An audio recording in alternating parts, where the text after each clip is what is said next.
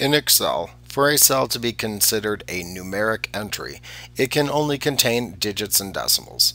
There can be no text within numeric entries. Ideally, you should enter numbers in a plain and raw format, that is, without any extraneous formatting such as dollar signs. A helpful tip is just enter the digits and decimals. All number signs, commas, and other numeric formatting can be added later on when you format your worksheet cells.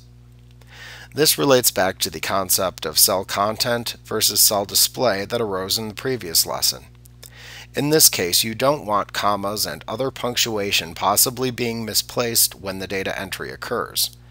For example, a comma that is placed into the incorrect position within a cell will cause that cell to be interpreted as a text entry by Excel. Obviously, this can be very problematic, often interfering with numeric calculations.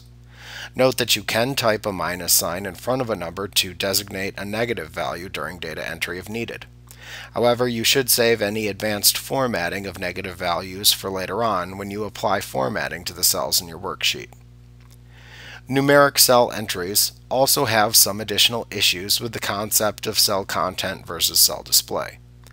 In the same way that Excel will truncate long text entries, Excel will often turn the display of long numeric entries into pound signs if the column is resized very narrowly, and if the number is extremely long, they may instead become expressed in scientific notation.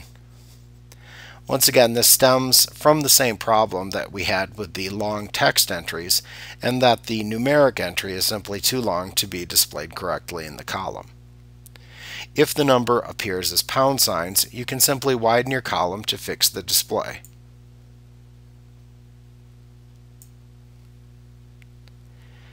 If the display turns to scientific notation, however, sometimes you cannot fix its display by simply widening the column. In this case, you must select the cell and force a new number formatting.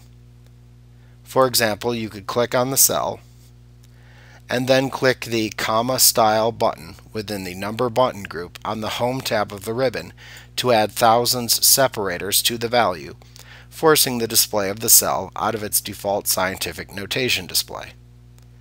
At that time, however, it may simply appear as the pound sign display instead. If that's the case, you can then fix its display by simply resizing the column within which you typed the long number display.